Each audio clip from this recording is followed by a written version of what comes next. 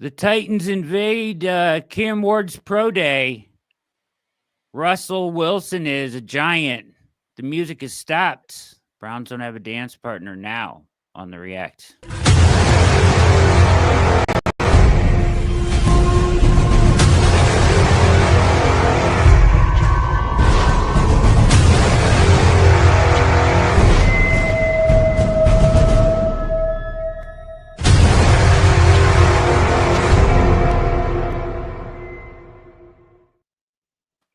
Welcome to the OBR streaming network. My name is Brad Ward. The man next to me is the always fantastic Pete Smith. Make sure you hit like and subscribe on your way in or out of the chat. Good to see you filing in tonight. Gotta expect a big crowd here after that news broke and ruined about half the videos I gathered today. Yeah. So that makes it a little tough, but let's talk right off the top here, Pete. I said the Browns were playing a dangerous game. I know you probably feel a little differently. I'm gonna reserve my fury about this situation for the moment, but you can't really say. I guess I would say this: I'm disappointed, wildly underwhelmed with what the Browns have done this offseason at the most important position in the game. Yeah, I think that's a perfectly reasonable assessment of the situation. Look, Justin Fields signs with the Jets. There was some thought that the Browns might be interested there. Daniel Jones signs with the Indianapolis Colts. The Browns liked Daniel Jones, but were unwilling to make him promises that the Colts were willing to make, and that was largely the same deal with Justin Fields. What promises? Those are two quarterbacks who did not want to get somebody drafted behind them. They wanted to be able to go into the situation and say, hey, I'm going to be your starter in the case of Justin Fields. There's no threat there. You've got Tyrod Taylor. You know what he is. Now, the Jets could, I guess, the thought has been that the Jets could theoretically, draft a third guy, but the implication is that that's not going to happen. And Daniel Jones wanted two things: money and guaranteed. And the Colts don't stand out as a team that's going to draft a quarterback with now having Jones and then Anthony Richardson. So yeah, it's a safe spot for him. He knows exactly what he's going to get. So Russell Wilson became the next option with the Kirk Cousins situation still in limbo. And Russell Wilson, Russell Wilson, to me, this screams his wife sort of got what she wanted out of this. There was interest going back to the second he was let go by the Denver Broncos that he wanted to go to New York. That didn't work out last year. Now he goes there this year. It seemingly takes less money, even though there's seemingly built-in incentives that basically suggest if you start, you get $21 million. Because I don't have any reason to believe the Browns wouldn't have just given him $21 million. You know what I mean? Correct. Yeah. So that suggests, I don't know if Sierra loved Pittsburgh enough to sort of do that again. Yeah. So ultimately you are not, you lose that battle, and now you're sort of in the situation where you've got Kenny Pickett. And so where do they go from here? Well, one, Kirk Cousins is still out there. Two, they could sign Carson Wentz or another veteran that's sort of sitting out there. And then the third option, which this second becomes more appealing to me, sort of requires the Browns to wait longer than anyone's going to really want to wait, but nevertheless is reasonable. That is waiting until June and trading with the New Orleans Saints for Derek Carr. His money would be practically zero at that point. He'd make $1 million. And then he would have $40 million next year that's all non-guaranteed. So the Saints could trade Derek Carr. The Browns would get a perfectly good quarterback who with the biggest knock being on Carr is that he hasn't been able to stay healthy, that he's dealt with injuries. He's been very good I should qualify. Not very good. Good enough to lead a capable offense. But that involves waiting until June, which no one wants to do. And that means you're going through basically all of OTAs and minicamp with Kenny Pickett, probably a camp arm of some sort, and then whoever they end up drafting in the draft. Now, the other aspect of this that's really interesting is what happens with the draft. I have long believed that Shedeur Sanders was not going to go in the top 3. I still don't, nothing changed. The Browns are not going to say, or let's put it this way. I'd be furious if the Browns suddenly decided, oh, now that this has gone this way, we're suddenly going to take Shedeur Sanders. That's an insane proposition to me if they didn't view him as worth it before. But this now gives the Giants a ton of flexibility to say, hey, we'll take, in this scenario, presumably whoever's left between Abdul Carter and Travis Hunter. Everybody seems to think right now that would be Travis Hunter.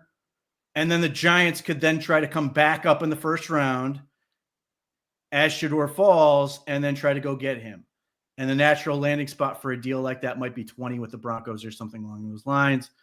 And then, it plays out from there. So that's another interesting element of it.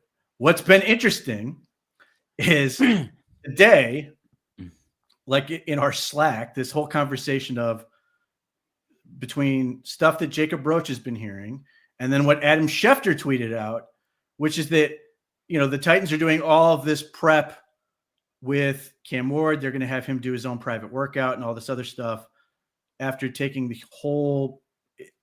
everyone in the organization. The media team. It was like Hugh Jackson going in the lake and making accountants go. Yep. The idea is that the Titans have, which an insane phrase to me, have upped the asking price from what it was before for potentially for Cam Ward. Now, let me ask you this real quick. Go ahead. 2 1s, 3 1s to go up one spot. It seems unreal and astronomical. That doesn't feel real to me. So that is the rumor that was put out that Jacob Roach has heard, that the Giants not the Giants, the Titans are asking for a team's first round pick and 2 more first round picks, essentially the Trey Lance deal from a couple years ago. And what was that from where to where? That would be including from 2 to 1 or 3 to 1. Was that what it was?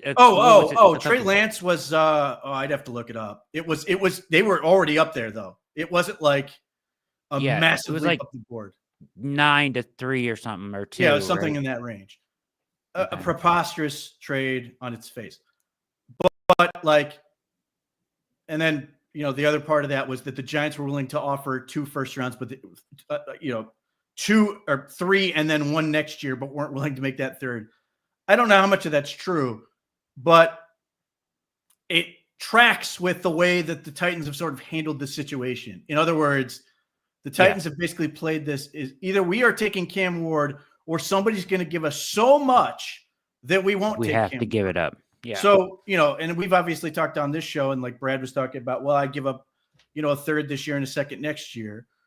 I'm going to go out on a limb and say he's not going to give up a 1 next year or 2 more ones and basically recreate. So Deshaun. Yeah. I mean, so that also says something to me that if the Titans are asking for that much and the Giants were at least willing to have that conversation, 12-3, that 12-3 for Lance, that's, still an insane amount to give up. Wild. Yes. Especially if you're the Giants and you're sitting there. I don't know if these guys are going to be here in a year. I've said this all along with them. If I'm sure the Giants are more than happy to give away future picks because they need to do as much as they can to justify their existence now. But if the Titans are willing to ask for that much and the Giants were at least willing to entertain it, then it gives credence to the idea that at least the Giants and probably a whole lot more teams view a chasm between Cam Ward and everybody else. Because if they didn't, why would they even have that phone call? They could just take Shedeur Sanders at 3 and move on. Yep. Clearly, if that is true, then they are saying Cam Ward is a franchise quarterback and Shedeur Sanders, we hope he's good. We hope he can be we hope he can be a pretty good quarterback, but we don't think he's worth 3. And it's not out of the realm of possibility they could still take him at 3. But I just think that this move, now having Russ and Jameis and Tommy Cutlets in that quarterback room, makes it far more likely that the NFL is going to value this quarterback class far more in the range of where most people are evaluating this quarterback class, which is to say Cam Ward, and then you've got a group of like 2nd and 3rd and 4th round quarterbacks. So from that standpoint, you're sitting there going, if you're the Browns, you're going, well, I feel maybe, and obviously, you have to actually see it happen and it actually work out for you. But you're sitting there going, maybe I can go get, whether you're an Abdul Carter person or a Travis Hunter person, I can get one of those guys and potentially, whether it's 33 or trading up a handful of spots, whatever, to go get a quarterback at the end of round 2.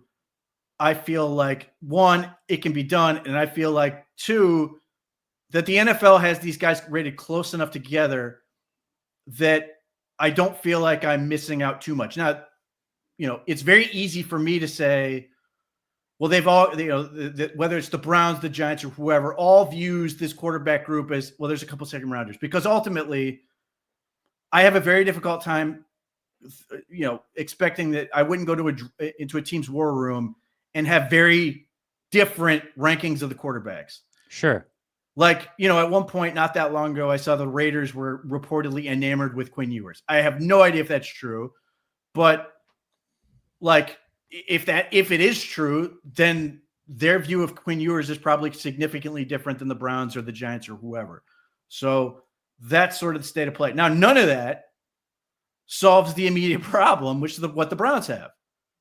They don't have a quarterback as we sit here on March 25th. Is that the end of the world? No, but it doesn't feel very good. If you're looking at this team and you're sitting there going, I want to see this team win more football games. What solutions are out there? I mean, so let me just say this first of all. In a year where that's fine, Abdul Carter is the best player in the draft, you should take him. It's a bad process to do otherwise, but you have really backed yourself into a corner here. Like, Kenny Pickett and Carson Wentz are unserious options at quarterback.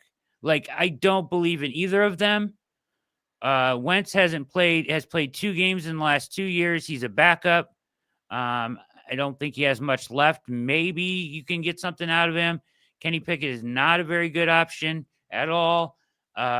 Before any of this happened, Pete, I mean, why didn't they go the route of like younger quarterbacks or reclamation projects? Even I could get excited about. Give me a Kyle Trask, give me a Mac Jones, give me anything like that is a more viable option than what they did. Well, let's go down the list. Mac Jones did the thing that everybody thought was going to happen when they traded all those picks for Trey Lance. He goes to the 49ers, the team that makes all the sense for him, and took a very small deal. Was done very quickly. I don't know, that was a player that the Browns seemingly had interest in. It may have been a situation where Mac Jones decided, listen, I want to go to this system because it's perfect for me, even though I'm in a backup situation. Because if Brock Purdy gets hurt, I can jump in the lineup, and who knows, we'll see what happens. And obviously the 49ers have not worked out an extension with Brock Purdy, so we'll see where that goes. Kyle Trask signed back with the Tampa Bay Buccaneers for like $2 million. Yeah, I know. I'm just saying, don't you think one of these guys would have taken a shot to compete for a starting job had you reached out? All of them are better options than Wentz and Pickett, in my opinion. A lot of them. I think Mac Jones is a better option than Carson Wentz. I think he's. You can't say Trask is a worse option. I should say Mac Jones and Kenny Pickett. It's very hard for me to say that one is definitely better than the other. They both failed miserably at their respective locations. You know what I mean? It's not as if, it's not as if Mac Jones was wildly better than Kenny Pickett. To me, I think my disappointment is that they traded for Kenny Pickett instead of signing Mac Jones. So I think those two things largely cancel each other out. I view it the same way with Kyle Trask. You couldn't sign Kyle Trask and say he's our starting quarterback in the same way that you can't trade for Kenny Pickett and say he's your starting quarterback. Right. In the same way that you can't say Mac Jones is your starting quarterback. I don't think any of those things are reasonable. But those represented guys you get to compete with somebody else. I guess I just think in the tier of guys that are Jags, right, or backups, the Pickett Wentz tier, and I'm just assuming it's going to be Wentz because that's what was reported earlier. It may not be, right? But the Pickett Wentz tier is at the bottom. It's not even at the top of that tier. It's at the bottom of the tier. So you don't even have good backups to compete. You have poor backups to compete. Yeah. In my opinion. Now the question is, do the Browns simply immediately go, well, we got to go get Kirk Cousins? Or are they serious about Carson Wentz? Or do they sit there? Obviously I mentioned the Derek Carr option. That is months down the road. Do they sort of open up the idea, the world of possibilities, and say, let's call up Green Bay and talk about Malik Willis, who's obviously younger, has played some football, played a very small sample size very well with Green Bay. Is that become more of an interest because you have an offensive coordinator like Tommy Rees, who has had some success with that style of quarterback? Yeah. Or is there something else that's sort of not on the board yet that we haven't sort of considered at this point? The other option that will immediately come out, or it sort of has already been thrown out, not necessarily for the Browns, just in general, is Will Levis, which is also to me completely unserious. Yeah. So that's not serious. Yeah, I mean, I completely sympathize with the frustration. It's irritating. The Russell Wilson sort of, I will say what I've said. Russell Wilson, at the very least, is not bad. That's the one thing you can definitely say about Russell Wilson. How good is he is a very real question. But he wasn't bad. He protected the football. At the very least, he wasn't gonna kill you.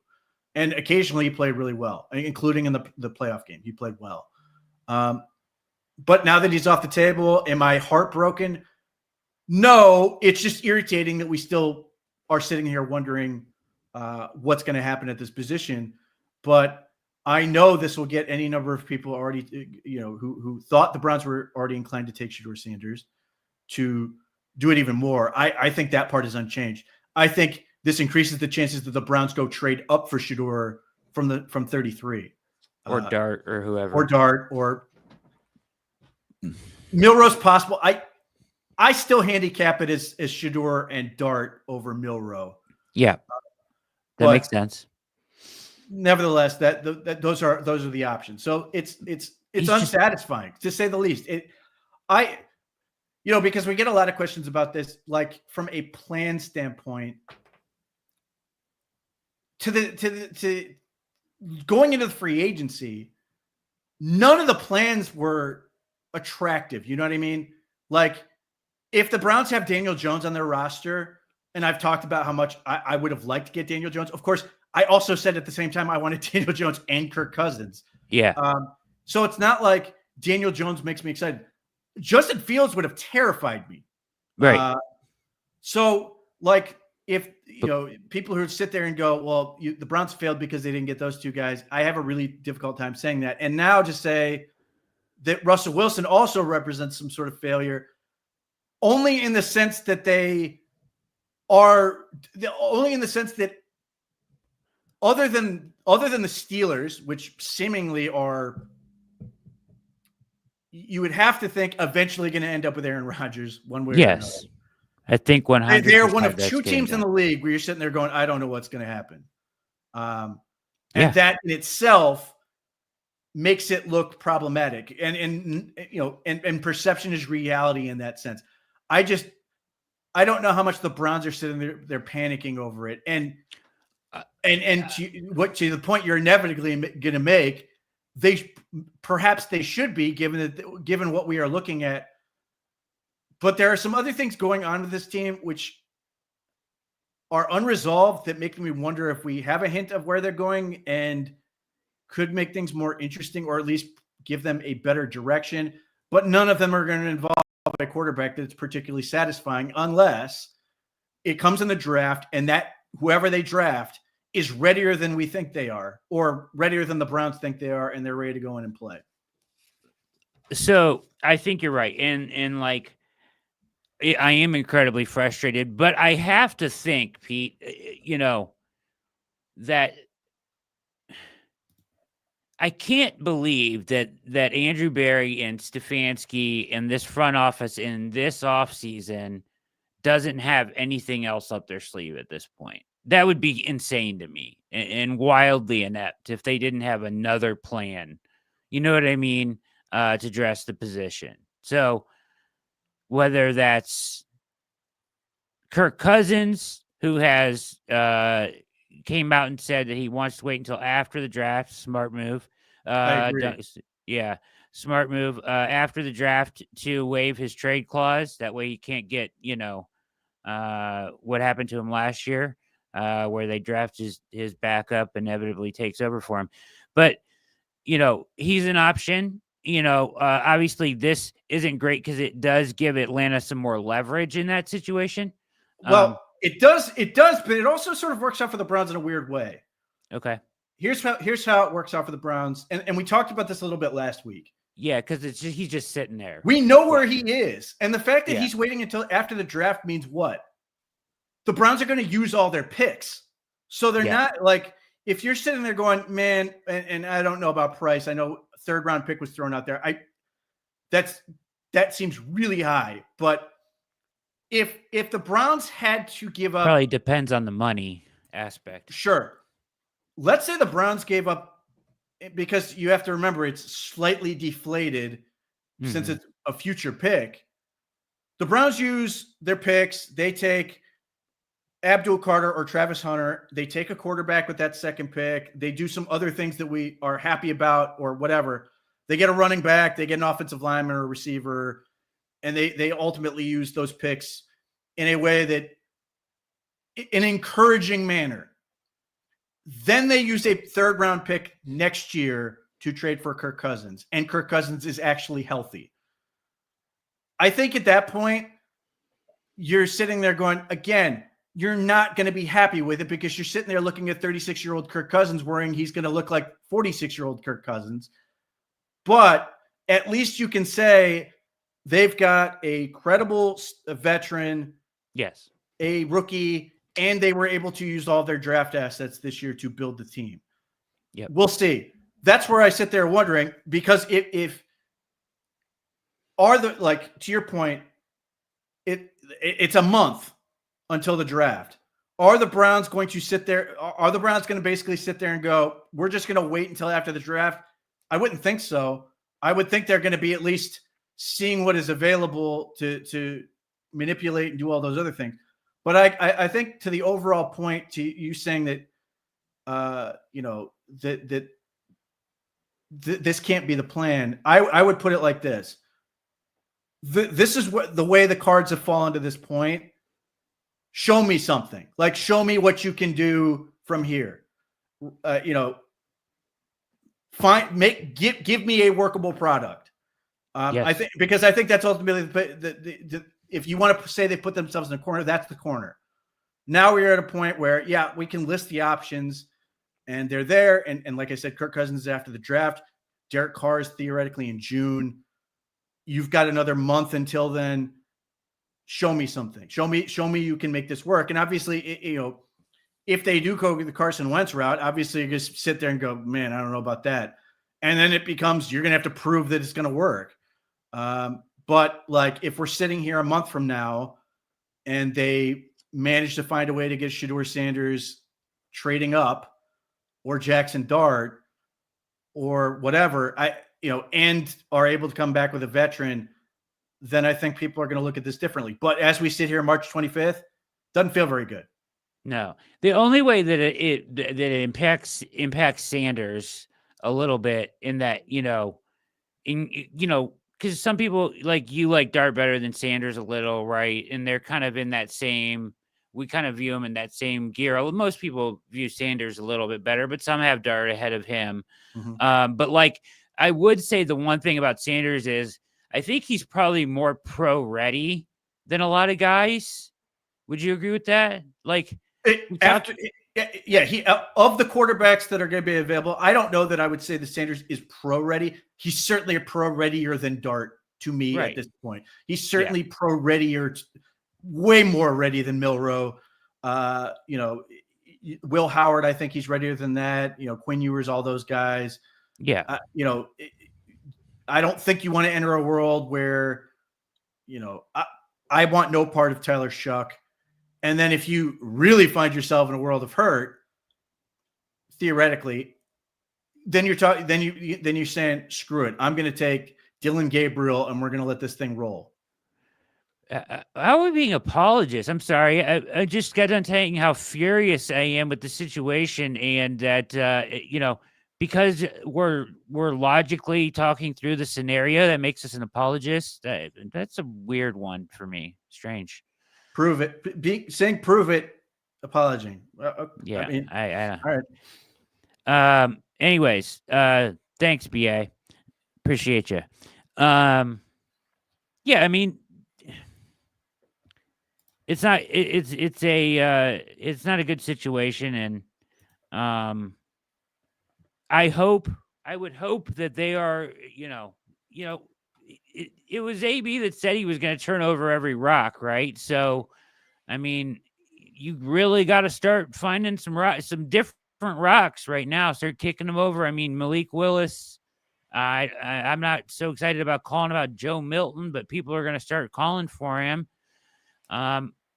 Wentz is just not a real option for me, Pete. I don't know why we think that he's going to be good all of a sudden after 2 years of sitting. I don't understand that. He was terrible in Washington. He put up decent numbers in Indy, but they didn't want him back because he was basically bad with good numbers in Indy. Right. Yeah. I'm not a Wentz guy. The argument for Wentz is that he's played a whole lot of football. And I think he's clearly the bottom of that rung. The bottom rung of that ladder. He's the weakest option of the guys you don't have to give up anything for, which, isn't going to inspire much confidence. So look, they've got to prove it. Now, the other thing that's the other part of this that I think becomes interesting now, or has been interesting, and I've been waiting for an answer on this. What the hell is Tevin Jenkins being paid? Because yeah, please. Yeah. Because look, if we find out Tevin Jenkins, which I think is unlikely, got starter money, then it would suggest that Wyatt Teller is going to be moved. And Browns, if that's the case, then it's a question of what is he being moved for? The other part is if Tevin Jenkins, because he's had a litany of injuries throughout his career with the Bears, if this is a situation where he visited teams like the Seahawks and he visited the Bengals and they basically looked at him and said, we don't like the medical.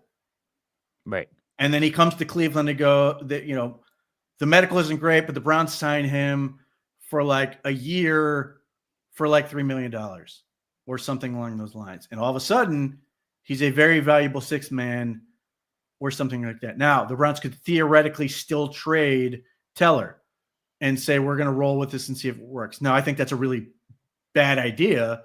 Risky. Given that if you're worried about Jenkins' health. Now, if you keep Jenkins and you keep Teller, all of a sudden you've got a really good sixth lineman. And you've got a guy who coached offensive line at Stanford. Yeah. And you just say, screw it. We're going to get all these guys on the field and we're just going to pound the football. Now, if that is the case, they've got to go get, in my view, 2 running backs out of this draft. And I think they should be doing that anyways. Yeah. Yes. So if because and as I've said all along, whoever plays quarterback, even if it was the best possible option, the Browns need to play good defense and improve their running game. But if that is sort of the mindset where the Browns are sitting there, we're going to be Stanford and just beat people up, take some play action shots, try to get Jerry Jeudy in space, do all those other things, then you've got to get running backs and you've got to coach this group up and you've got to make that part work. I can at least get behind that as an idea. That does not change anything I've said as far as the quarterback. It would just take pressure off of a Carson Wentz, a Malik Willis, a Kirk Cousins, or a rookie who's in the starting lineup. That at least gives you some direction as to where this thing's going and how they could possibly work this thing out. Now, the other part about that is if that is true, if Tevin Jenkins were here for like a one-year deal, the Browns are going to be in a world where Joel Bitonio is going to retire and they could theoretically move on from Wyatt Teller. Tevin Jenkins has played 4 different offensive line positions. Personally, I think his best fit is left guard. I think Zach Zinter's best fit is at right guard. Now, if Jenkins was to get through the year healthy and the Browns feel really good about it and Jenkins feels really good about it, they could just sign him and plug him in at left guard to replace Joel Bitonio. And if they feel like Zinter is ready, they could plug him in at right guard for Teller. And then you have not only gotten, you've sort of come up with your plan for the future. You've gotten much younger. Tevin Jenkins is like 27.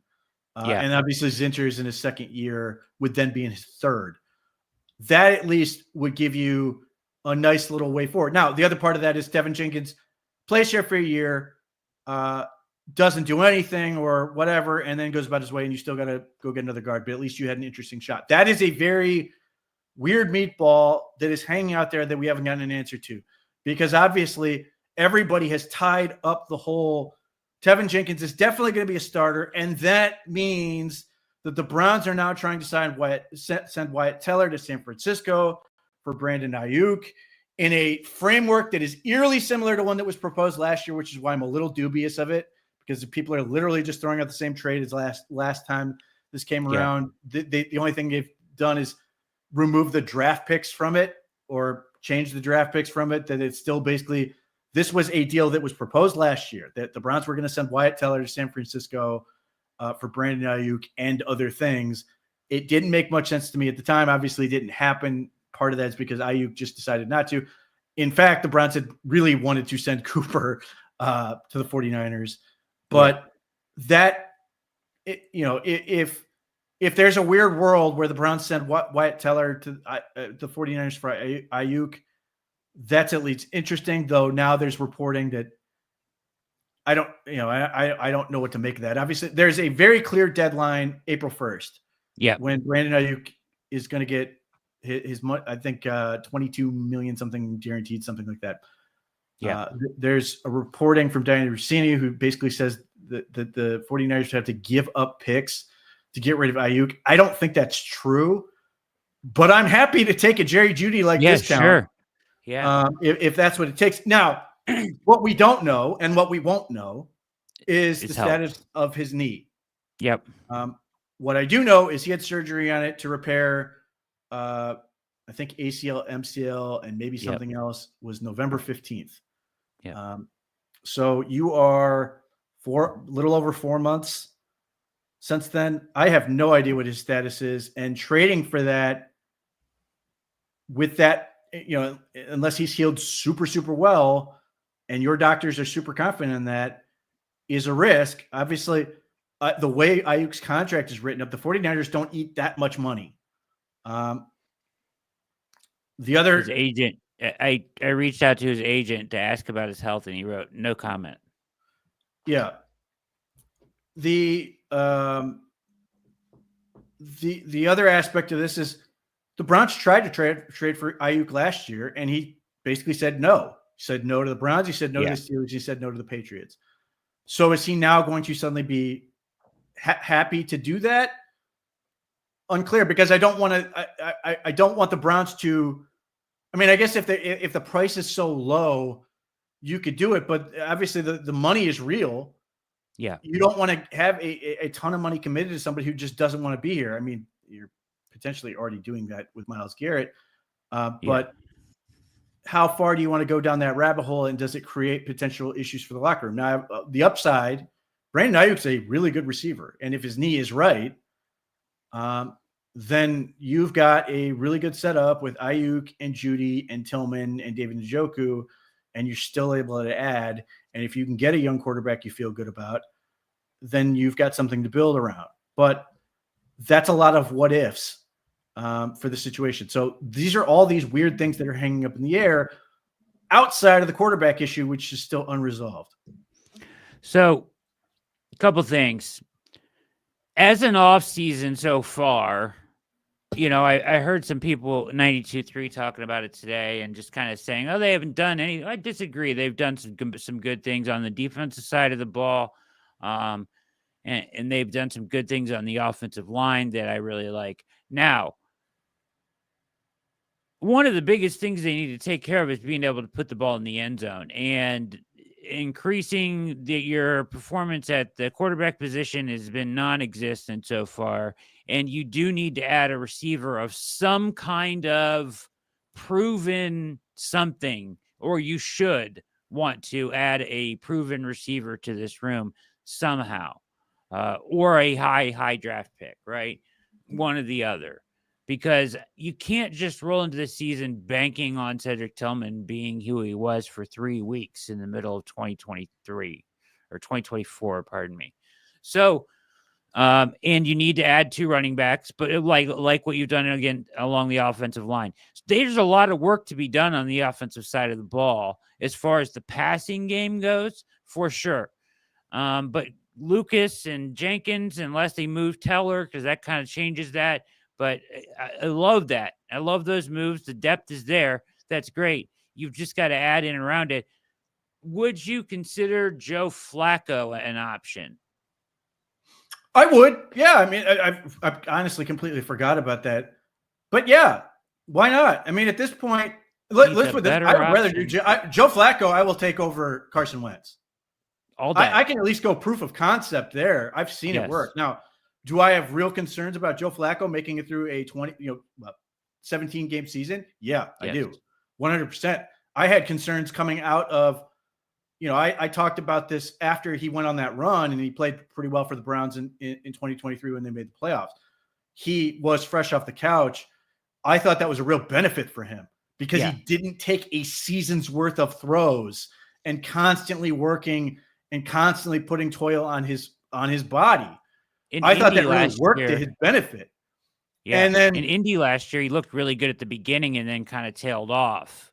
Same thing. Same concern. So these are things where I sit there and go, because I know at the end of his time in Denver, like people were just like, he lost his fastball and all this other stuff, which just leads me to then again wonder. Now, his training may have changed. I swears by pickleball. I mean, God bless if that's what keeps the RPMs going. But yeah, listen, the misconception that I think a lot of people have is that Deshaun Watson was like behind Joe Flacco not being signed. That was the front office trying to get ahead of a potential issue, both in the locker room and with fans. Watson's camp never cared, or at least never got to a point where it was going to be. And Watson, when Flacco was cooking,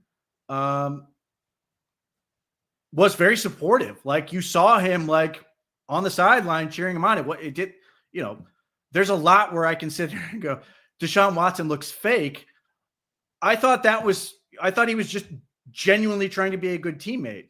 Yeah. Now, is there resentment over the fact that Flacco wasn't brought back and that potentially, but Flacco was mentioned as an option for the Giants and they're now out.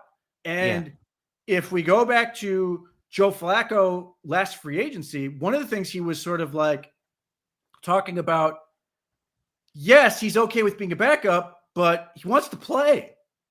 And given the circumstances, the Browns are the one team that can offer him that. And it did work. He played the best he'd played in years. So, yeah, I mean, it's good you brought that up because I completely forgot about it. I think that's infinitely more interesting to me than Carson Wentz. Now, we'll see if the Browns feel the same way or if Joe Flacco feels the same way, but options are limited. But, yeah, I have no problem with Flacco. In fact, if I'm being asked, obviously the Browns could sign him and sort of get a look at it. But let's say the Browns sign Flacco, they go through the draft, they start going through OTAs, they could get a good sense of if they feel good about it or not, or if they still need to feel the need to break glass and trade for Kirk Cousins or look into Derek Carr at that point. Exactly. So like, yeah, I would just feel better than with Wentz and Pickett. Flacco would give you a safer feeling as a placeholder, while you figure out if he can do it or not. And to the people good point by the chat, you can even try. He doesn't have to give you all 17 games. Maybe he gives you 10 and you follow the Atlanta model, right? With your rookie quarterback or whatever, right? But like it buys you some time. And like you said, proof of concept is the big thing here, right? Like we've seen it, and it can win you some games when it's put together properly. So, especially with a better running game, if you do have Abdul Carter, your defense should be epically good. Or listen, if they take Travis Hunter, and let's clarify, if Travis Hunter is willing to be a wide receiver only, that becomes a more interesting conversation. If Joe Flacco is the one throwing the ball, sure, that's at least that's fun. And I do think Travis Hunter has the ability to be a game-breaking wide receiver. But my continued worry, because he's built his brand on this, and Deion Sanders has echoed this, that he's insistent on playing two ways. And at two, I do not think that's realistic because of the return you have to be able to get from that at one position. If we're talking, hey, it's year 3 and you're an elite receiver and you're putting up 1,400 yards and we've got opportunities to sort of put you on the field on defense to close out a game, great. But I can't be worried about drafting a dude at 2 and sitting there going, well, how are we going to get this guy on the field as a rookie in the NFL, which is hard enough for 17 games to make this work? Yeah. He missed 13 of the 40 he played in college. And, and obviously I don't want this to happen to anyone, but like if he pulls if he's trying to go double duty, and he pulls a hamstring in training camp, that's like he's missing twice as many reps. Or whatever. It's something you got to earn. It feels like, right? Absolutely. Now, if the Browns want to put it to him like that, that's fine. But I need him to be enthusiastic about going, I'm going to come in and crush it at wide receiver. I'm gonna come in and be that guy at wide receiver. I'm gonna be so good at wide receiver that you're gonna want to put me in on defense. Then fine, have that conversation. But if they had, and this should have been covered in the meeting, in the private meeting, and the Browns would obviously have another opportunity to talk to him because he's going to have pro day on the 4th. They'll have another conversation with him. If he sort of went and go, no, I want to be a two-way guy no matter what. Like, and he said this at the combine. Like people are asking about, hey, what about returning? He goes, I already have 2 jobs. Like, I get it from even his Dick's commercial has him as 2 guys. Like, I hope that is not so ingrained that he's married to that, because I do think that becomes a problem. And at that point, I have now more questions. And now I'm sitting there going, I'm going to take a guy who has the cleaner profile. I know exactly what he's going to do. And I know exactly where he fits in my defense. And he can be a phenomenal football player. And that's going with Abdul Carter. And ultimately, I still think that's where the Browns are going to end up. But at least if Travis Hunter comes out and goes, man, I'm going to be the greatest wide receiver ever, and then eventually I'm going to make you put me on defense, and he becomes that 1,500-yard guy, great. Then we'll have that conversation. But if he's like a 900-yard receiver who's playing, like doing the Troy Brown thing, it's valuable, but not – I don't feel like I got valuable. Number 2 pick out of it. So that's the other part. So, yeah, look, I'll be honest. Like, if you're asking me, would I rather have Russell Wilson or Joe Flacco? It's Russell Wilson, but it's like by this much. Yeah. It's never been like a thing where I'm sitting there going, man, thank God we avoided the Joe Flacco thing for us. I don't feel that way. I think it's way closer than that because and then this is the problem the Browns are sort of running into. They're all old. Yeah. There's no, 40 is, to borrow from Shaq, 39, 8, 29, but like he's 40 and these guys are 36 and 37 and that, but it's not as if the Browns are picking from a group of young options. So from that standpoint, I have no problem with Flacco. And if they can pull it off and we can get to a point where they get Flacco and then they come back and get a Jackson Dart or a Shedeur Sanders from that 33 and trading up, I cannot state this enough. If the Browns were to come away with Abdul Carter and trade up and get Shedeur Sanders, all the people who are whining about this whole we have to take a quarterback at 2 thing would be ready to throw a parade. Would absolutely be. I would be happy. I'd be thrilled. Yes, yeah. But you were not in the yes. Well, that'd be a welcome change of pace. I'd like to see a happy breadboard, but you also were not in the camp that's going, if they don't take quarterback at 2, this season's absolutely a waste. Not. No, I'm just saying. So what I'm saying is like, yeah, it would make all these people, it would be 2007 because there were the exact same group of people. Obviously some of these people are older or weren't born yet. God, we're old. 2007, there were people who adamant the Browns had to take Brady Quinn. They take Joe Thomas. And then they come back and get Brady Quinn. Now, it didn't work out with Brady Quinn, but like at the time, it was hailed as a huge achievement and all this other stuff. If they could repeat that and similar with Newsom and JOK. True.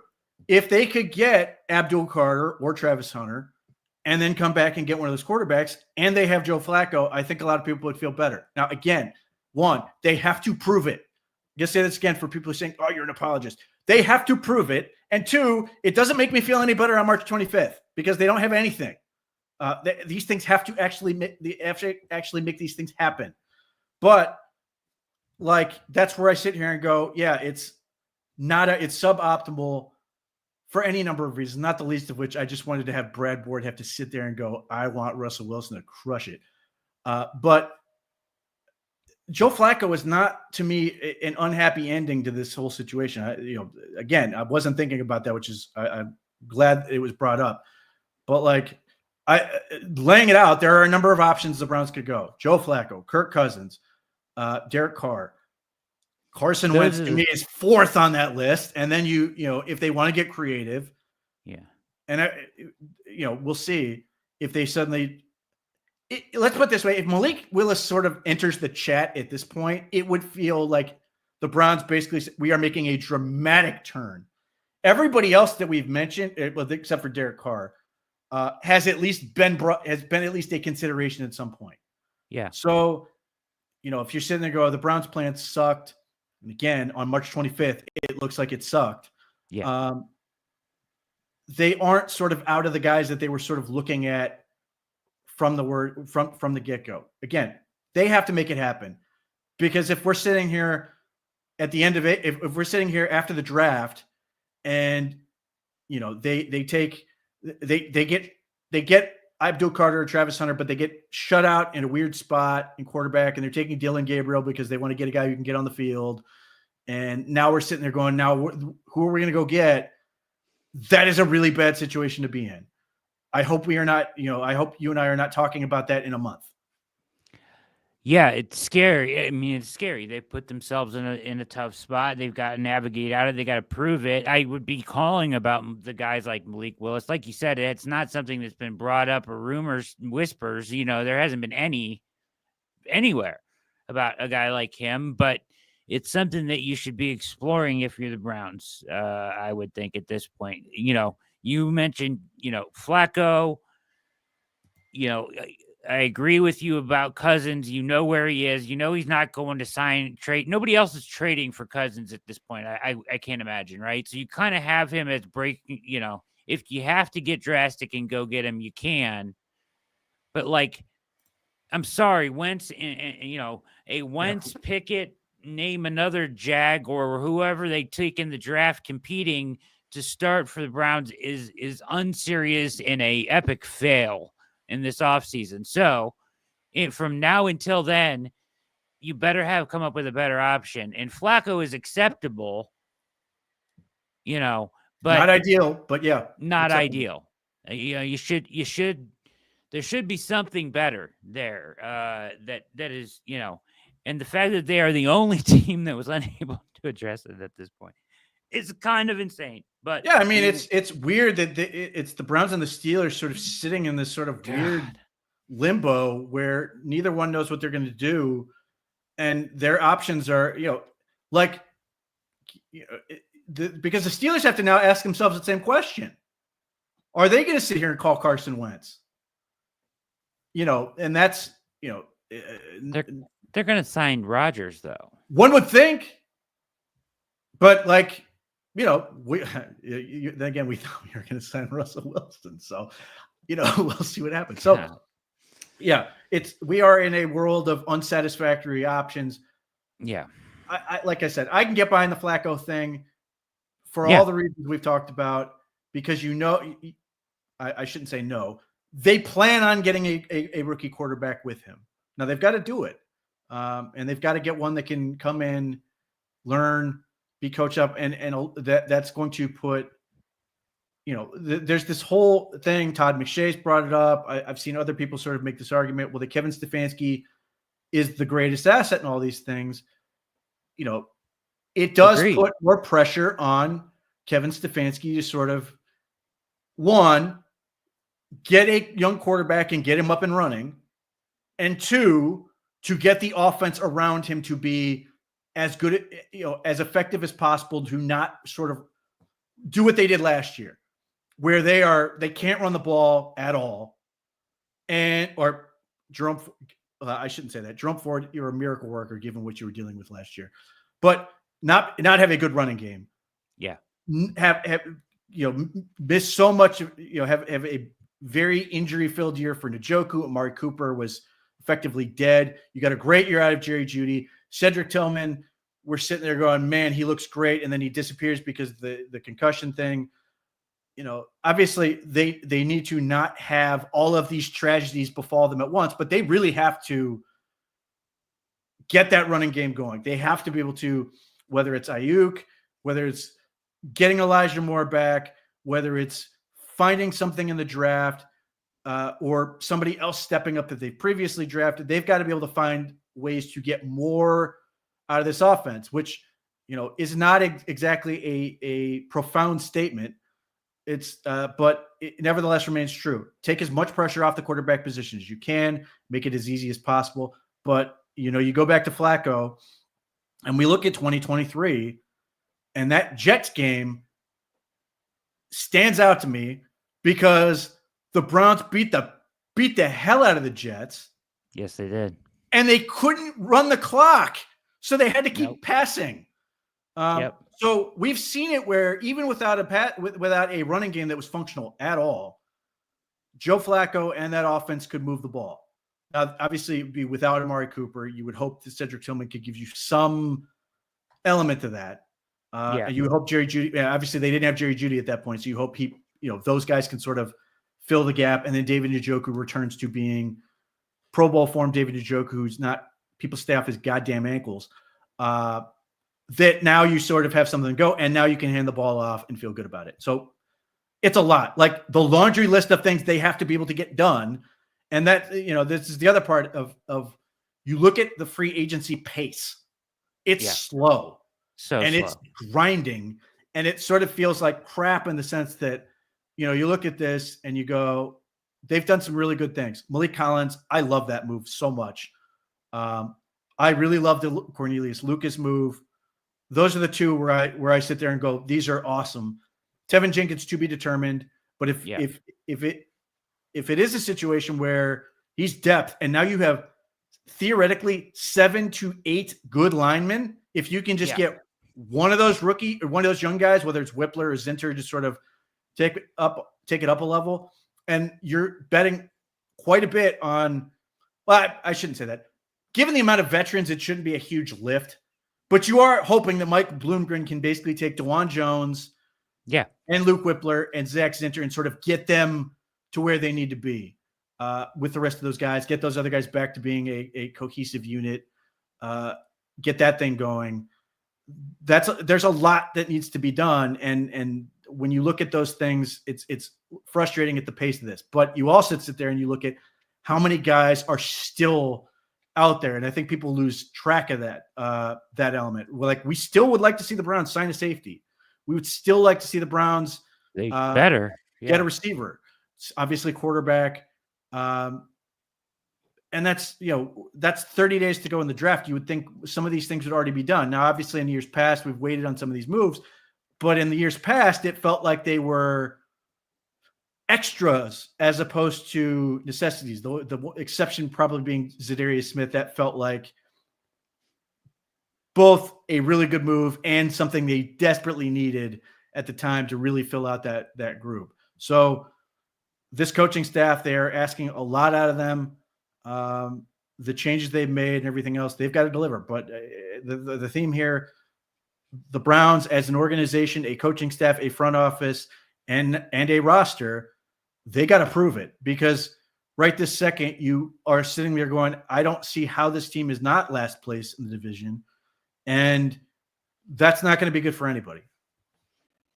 Yeah, totally agree. And three things. So to the chat, I forget who asked it. Jennifer, Rex Sunahara is the Browns long snapper in 2025, right, Pete?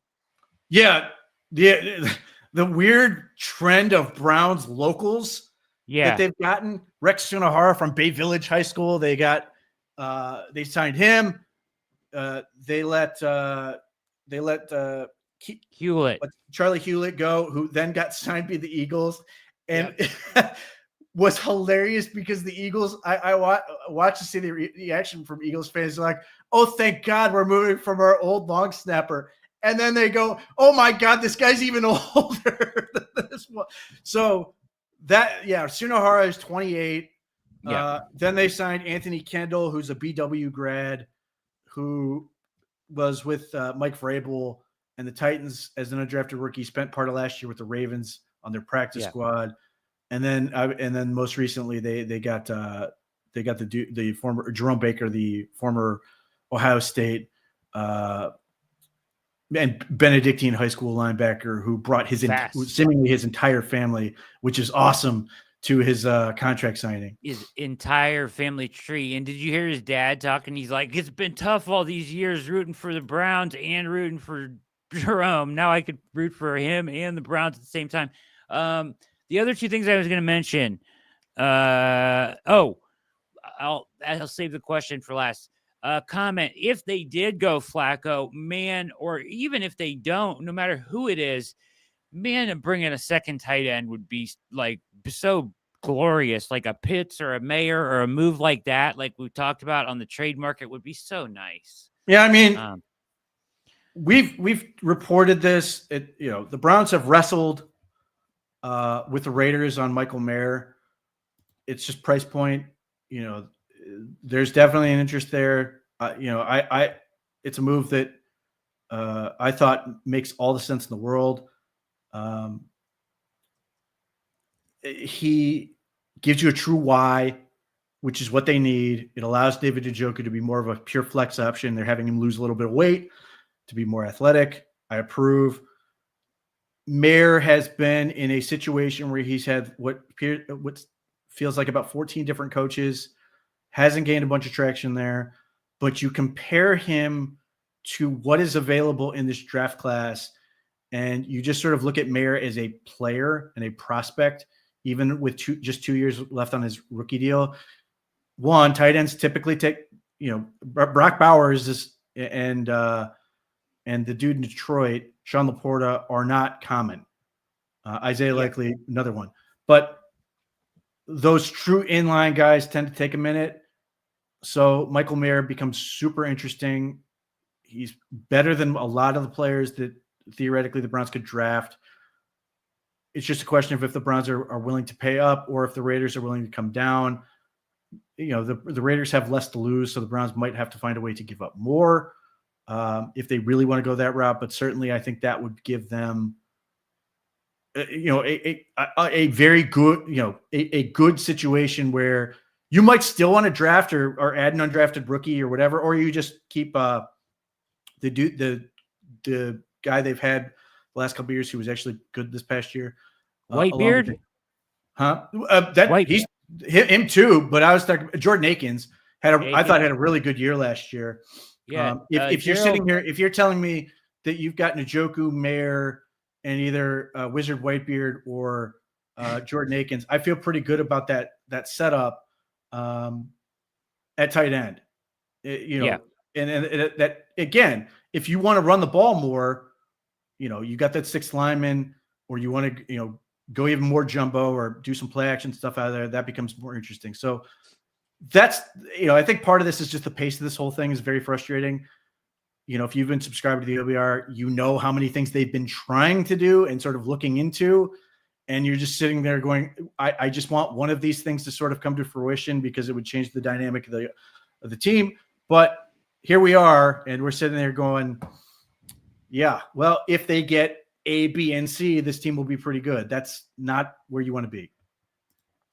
All right, two things. I want to get to Will's question, and there's another question in the chat, Pete. We'll get the videos, but there's a lot to talk about here tonight. Carlisle and several others, and myself in the chat, mentioning center, as we identified center as a position they could get better at in the offseason. At this point, Pete, do you feel like they're just rolling back Ethan Pochik? Wasn't he a free agent? No, he's got 1 year left. Okay, so Pochik back, or do you think they will try to improve that position on the roster? Given what I've seen, I think they're rolling with Pochik at $6 million this year. I think they are hopeful. They were really, I know they were really happy with the progress that Luke Whippler had made, and then he suffered a fractured ankle that required surgery. So you're sitting there going, how does he recover? Now, obviously, he's out, and as recovered he's going to get. So now it's a question of, did he lose anything from having to go through that? And then obviously now having to build back any strength he would have lost.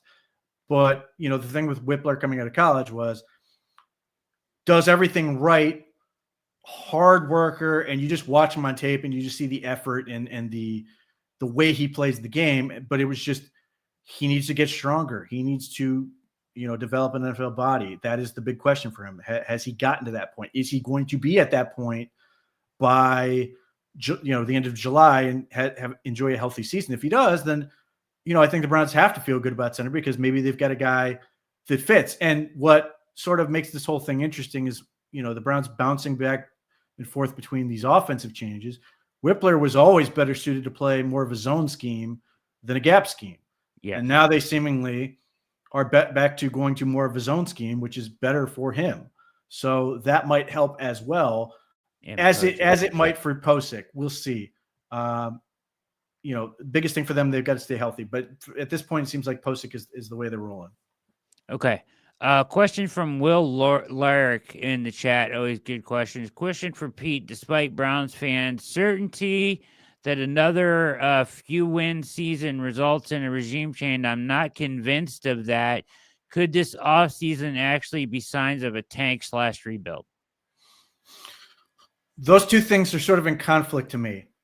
If you're saying that you don't believe that let's say the Browns go 6-11, and you're sitting there, you're Jimmy Haslam, and you're sitting there going, what do I want to do?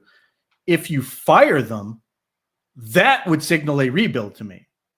If you don't fire them, it signals you aren't rebuilding, because why would you? Right. I think, and part of that is because, I think people are unfortunately, because the Browns did what they did before and were so bad for so long, they are so ready to blow up whatever is there. Yeah. When I see things like Tevin Jenkins, whatever he is, that looks to me like a team who's trying to rebuild on the fly. Yeah. Malik Collins looks like a deal that you are trying to rebuild on the fly. Like you are trying to work this thing out. Because why bother, signing these type of players if you're ultimately just going to blow it up? Because many of the things the Browns have to work out, we're going to have to get worked out even if Deshaun Watson was great. They were going to have to turn over the offensive line at some point. And that year is basically going to be this year into next. Maybe they re-sign Jack Conklin. But ultimately, they're going to have to move on from Bitonio. He's going to retire. Posic's going to be a free agent. Maybe they could re-sign him for a year, but seems unlikely. They've already moved on from Jed Wills. Wyatt Teller is going to be, 31, 32 at that point. And at the end of his contract, I doubt they're going to want to go that route. And then you've got Conklin. So this was always going to happen. Now, if DeJuan Jones can stay healthy and be consistent, that's one. If Zinter can sort of,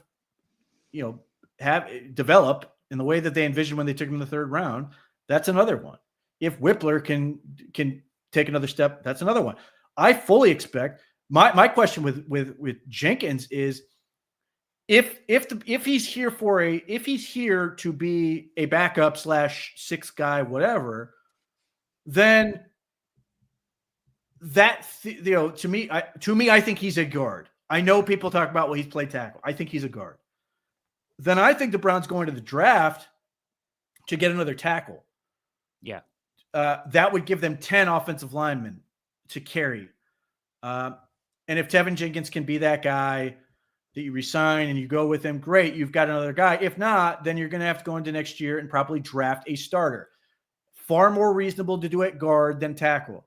But I think they have to, but that's where I think it's more likely that the Browns will draft a tackle somewhere in hopes that they can be good enough where they can move on from Jack Conklin, or if not, re-sign him for a year as they continue to try to figure that situation out. This is a situation that has to get dealt with.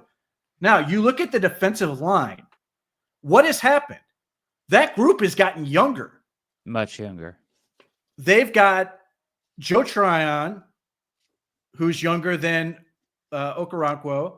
They've got Zadarius Smith is gone. Isaiah McGuire likely fills a lot of that role, but if they bring in Abdul Carter, he's 21. They've got Mike Hall. They've got Juwan Briggs. Malik Collins is younger than Dalvin. He's the old man of that group. So they sort of largely a one-to-one swap. But by and large, that group has gotten younger. They are building on the fly. Now, Tryon is a one-year deal. Malik Collins is a 1 year, and we'll see. But whether it's Hall and Briggs and McGuire, and these are things that you've sort of seen this thing work out. DBs, it's gonna be a question mark. Obviously, this is a monster year for Martin Emerson. He has to had a nightmarish year. Has to bounce back in a big way. I think he bounces back. The Browns already moved on from Juan Thornhill, so that's an opportunity for them to get younger.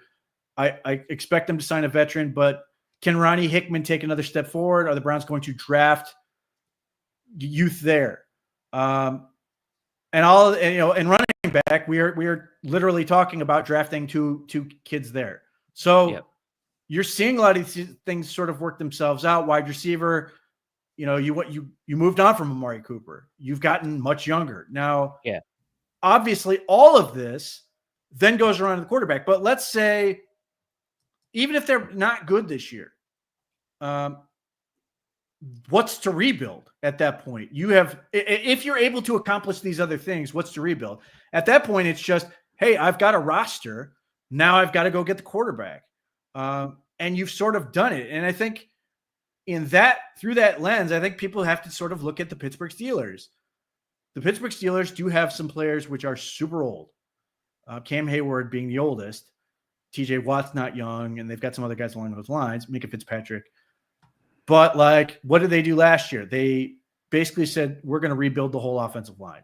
And we'll see how well that translates with losing the rookie right tackle to a knee injury. But they played 3 super young players, and they've got him back. So they managed to overhaul that group entirely. And they're probably going to draft they're probably going to draft a running back and may look at receiver and some of these other things. If I think people are too quick to sort of go, well, we've got to blow it up. And I think people get too hung up on what Myles Garrett is not old. And I look at, he's never had a real injury. And what I mean by that is a surgically repaired something. The bicep subluxation healed on its own. The shoulder injury, the shoulder injury suffered in the car accident. Didn't have to have surgery. If he has to have surgery on his feet, and that's not even football related. That's just him, his birth situation that sort of came up. That would be the first surgery he's actually had. You compare that to a guy like Joey Bosa, where he's like a car that has had everything replaced. Yeah. I think Myles Garrett is more in the conversation with the guys like Khalil Mack and Julius Peppers. And Khalil Mack is 35 and just signed an $18 million guaranteed contract for this year. Julius Peppers played until he was 36 at a high level. And I'm not saying you assume that Myles Garrett is going to play until he's 35 or 36. I'm just saying there's nothing to give you reason to believe that he's going to suddenly slow down at 31 or 32, and he's not even 30 yet. He will turn 30 at the end of this coming year.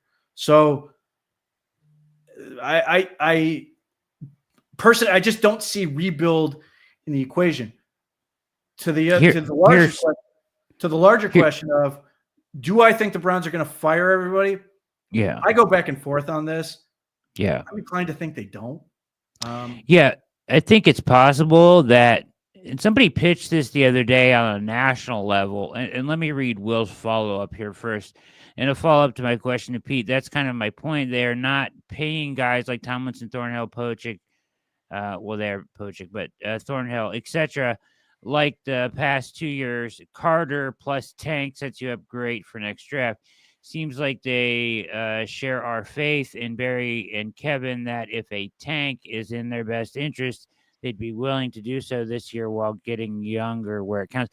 I think they can get younger and be competitive at the same time. Personally, yes, that's imperative. Yeah, you cannot tank this year. You cannot go into the season going, we're trying to lose. Yeah, it is. And you have too many players where it's too important. You have to play like 17 games matter, because you just went through this whole thing with Myles Garrett, and there are some elements of that are completely contrived. There's a real element you can sympathize with. Yeah, you were supposed to be good, and you sucked. Yep. And you can talk about Deshaun Watson and all these other things, but like, you're supposed to be good, and you cannot do that. You cannot have that just kill your locker room for a year. Is it possible, to your guys' point, though, that to your point, I don't know. I guess it kind of depends on how it looks in the end, right? I think that's a huge element of it. Yeah. Does it look like you have a solution at quarterback, and what did guys work out in the draft and stuff like that? But like, is it their potential for them to be like 5 wins and still keep their job? Maybe, if it looks a certain way. I don't think it's written in stone that they're going to be fired, but they do need to win some games. Yeah. The feeling in the building cannot be, we're just trying to get through this year. It just can't. It can't. No. So you've got to go in there and compete, and you've got to try to win football games. Now, if you lose close, so be it. But like, here again, your quarterback play can't be worse than last year. And I say that knowing the history of this team. It's dangerous to say. I get it. It cannot be worse. No, it really can't. The running game, it could be worse. I pray to God it's not, but it can get a whole lot better. The kicking game could exist this year. That's where I sit here and go, it will not take a Herculean lift to get this team to win more games. Is that enough to make the postseason? Right this second, I'm going to say no, because how the hell can I say yes? But this is the element of, to your point, what does it look like? Yeah. Are we sitting here going, are we sitting here talking about, hopefully it's not injury filled, but are we sitting here talking about, man, the record sucks, but hey, look, they've got this going for them, and we're talking, they've got an identity on defense, and they're playing well there, and they're running the ball better, and we're sitting here going, man, we just need to either get the quarterback to play better, we need more around him, or we need to get a quarterback. Yeah. Whatever, that is a reasonable place to exist. We can't sit here coming through this season and going, man, we got to get a whole new insert unit, or we got to get a whole new whatever. Like that is where you run yourself into a whole lot of problems. They have to get a lot of things right, or at least passable. Otherwise they do find themselves in trouble, and you do worry about shaking up the team in some form or fashion. My feeling, and it was the same last year, is Jimmy Haslam desperately wants to not fire these guys. Agreed. My biggest fear is, and I agree with that what the Stefanski is a huge asset. You mentioned last week, said if we could sign him to a 10-year deal right now, maybe was that you said that? What's that? That you would keep sign Stefanski. I'd sign him to a 10-year contract right now. Yeah. Now, I don't know the truth of this. I saw Jared Mueller today from Dogs by Nature suggesting they got a 5-year extension. And if that's true, then, that might inform some of the decisions they're about to make. Maybe, but at the same time, Haslam's not going to care. If he wants to fire somebody, he'll fire him and he'll pay him. He doesn't care. The money is like, it's monopoly money. I mean, we say that, but he wants a whole lot of public money. At some point, that stuff starts to add up, and that's in addition to the fact that he's got to be able to find good people to replace them. And I think that's the bigger problem. That's the bigger issue. Yeah, that he's worried that he can't. With good reason, because he has hired dog shit up until they've gotten to these guys. So, I think Jimmy has never felt better than when he's had these people running the show. Otherwise, he would have, again, and I've said this before, you knew Deshaun Watson couldn't play, and you signed them to it. You could have said, or you could have said, you got to make Deshaun Watson work. And then we'll talk about getting a contract extension. They extended him knowing that it was bad, or I shouldn't say knowing it was bad in terms of his play, but he had just gotten injured, and you had done all this stuff, and then you saw into the summer until they signed those extensions. So you would have had a hint.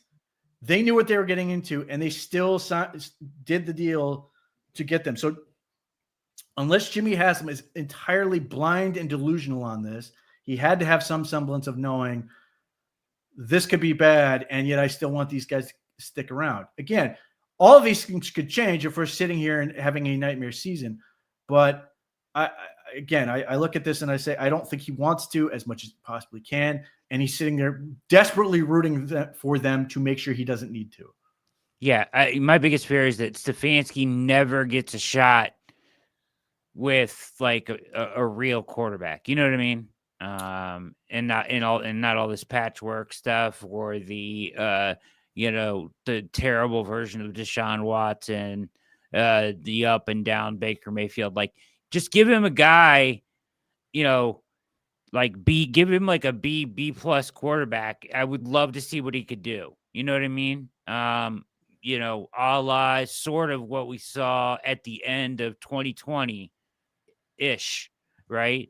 Because I do think Stefanski is. Oh yeah, Baker Mayfield was top. That was his best season in the league was 2020. Yeah, it was awesome. So as far as teams that, let's go the other way. Rather than teams that don't need a quarterback, let's look at teams that do, or theoretically could. New Orleans theoretically could. I don't think they're going to do it this year. I know it's been thrown out there. I would think the Saints would want to trade down before doing that, if that is indeed what they want to do. They have the 9th pick in the draft. I don't think they're going to sit there and take either Sanders or Dart if those guys are available. I think they would want to trade down, get as many assets as possible, and then take one of those guys. And I don't think they want to do that either, because ultimately I think they'd rather maximize the rookie contract out of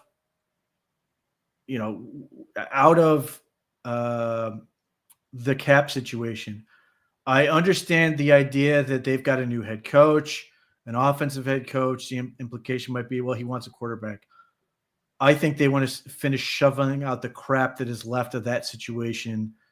And if they do trade Derek Carr, roll with the kid they drafted last year and see where that goes. Maybe they'll take another mid-round guy. But I don't think they're going to want to plant their flag at that pick. So that's at 9. The next team that sort of stands out to me is Pittsburgh at 21. Yep. We'll see what happens. Like Dallas.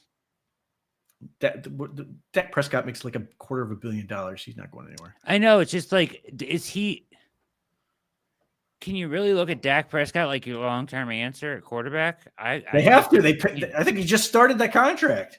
I know. It's crazy though. It's like, I don't think he's their problem, but he's always been that guy that you're not entirely satisfied with.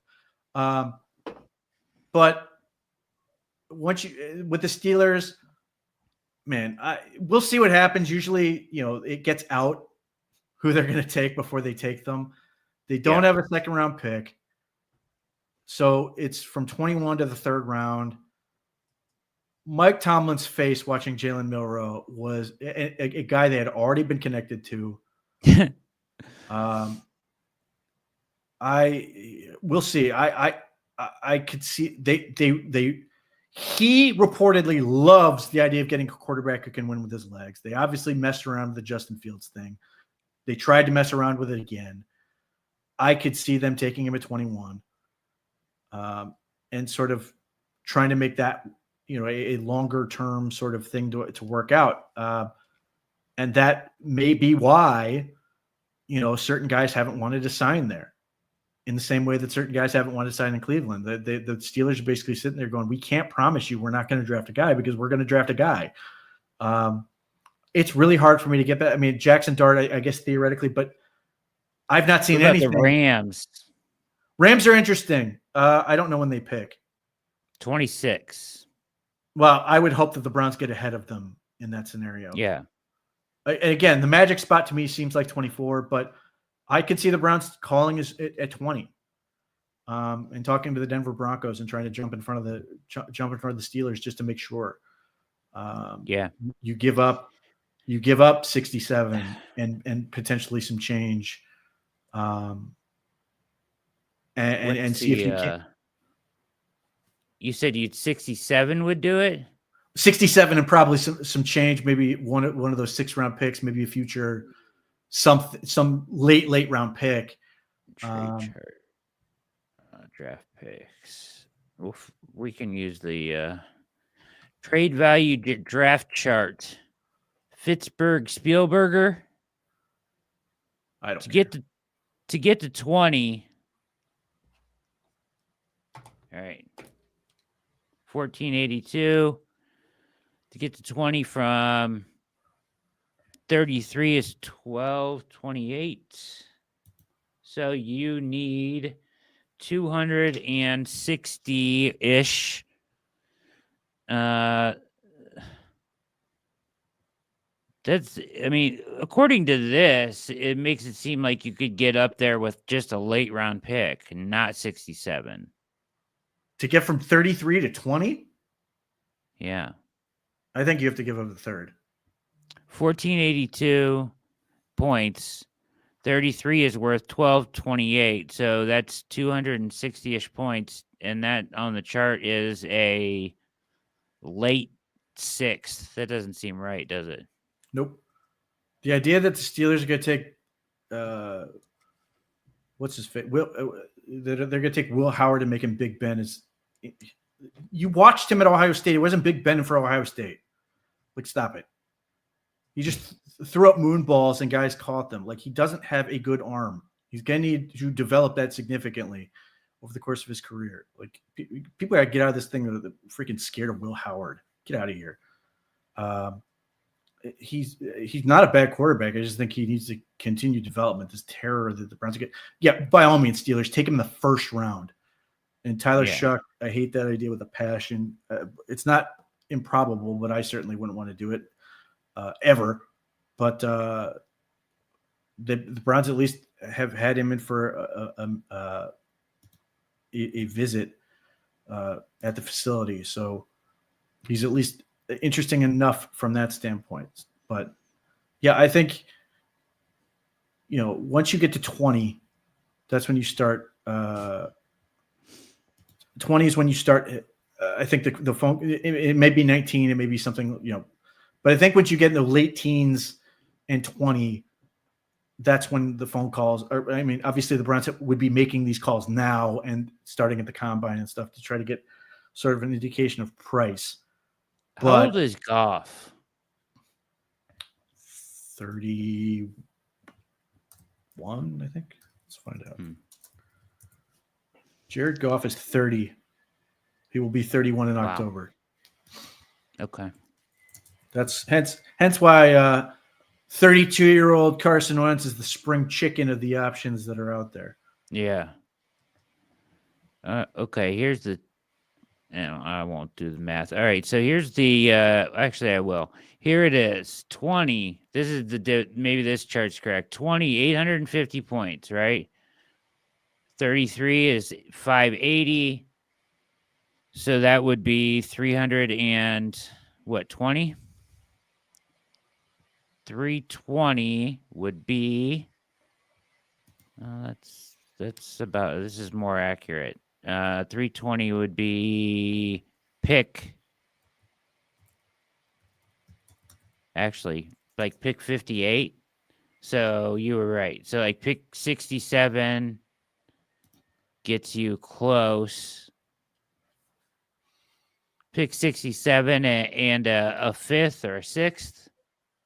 Yeah, I mean, they don't have a fifth. Might do it. It'd be a sixth, somewhere in that neighborhood. I think, and most people would be perfectly happy to do that if it meant getting the guy they want, especially for the people if it is Shedeur Sanders at that point. Now, we'll see. But again, I still have thought that the NFL is ultimately going to sort of price these guys closer to where they feel they are truly valued, as opposed to reaching for them. That's sort of bearing itself out. Now it's still 20 or whatever is still higher than some teams view Sanders, but at that point, who cares? Like, you're getting a guy, you got what you would believe is an impact player at 2, and then you're coming back and getting a quarterback who you believe has good enough talent to make you interesting. I still have questions, but I can't argue with the methodology there.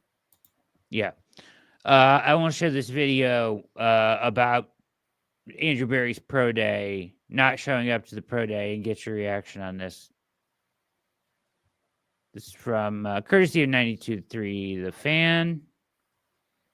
If you are all comprehensive, we're going to leave no stone unturned. We are going to take inventory and every data point, and we are going to, everything matters. Everything that we see matters, and we're going to jot it down in a notepad. Why miss the opportunity? Okay, can I say something? Yeah. Because couldn't he have done that during the top 30 visit they already had? Yes, absolutely. They spent plenty of time together during. Now I know there were other people there. So did Tennessee. Wait a minute. No, Cam Ward came after, right? Yeah, he came after. Cam Ward did.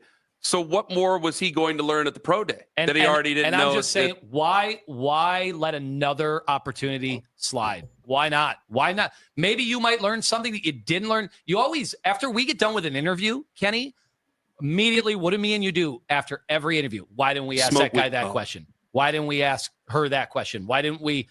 Oh, we could have gone down a whole new path. Oh, I heard him on another station do an interview, and they asked something better than we did. Darn it. And you're like, I want that back. All right, well, Why waste an opportunity? And that's what it would seem to me if you are not at Cam Ward's pro day, wasted opportunity. Makes sense, but the reasoning you just used didn't wash with me. Again, you're not going to be able to spend. You got to spend time with him one-on-one at his top 30 visit. Mm-hmm. You wouldn't have got to spend much time with him one-on-one at all at a pro day. I mean, maybe a little bit. I'm not sure about the timing there, but man. But also the people you get to talk to, the other individuals that are at a pro day. Heck, we had former presidents at Johnny Manziel's pro day. George H.W. Bush. You just never know who you could run into. And these guys are so obsessed with investigating where these guys are from. It's why at the combine, they get questions about their moms and dads and what they did for a living. That's understood. Like these GMs are obsessed with gathering as much information as possible.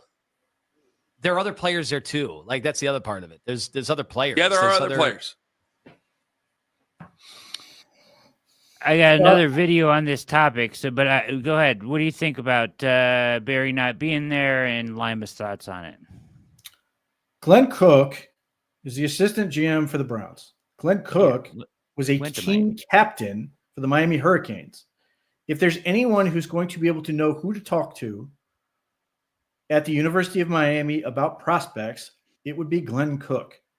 So whether that's Cam Ward, whether that is Elijah Arroyo, whether that is Xavier Restrepo, whether that is Jalen Rivers, or any of the other players that are there, if there's one guy I would want there, I would want Glenn Cook, a guy who has been interviewed for GM jobs. This is why you hire these people. You can't be everywhere at once. You hire people you trust. Again, no one is more equipped for the University of Miami, and I'm sure he was amped to go and get to go back to his old school.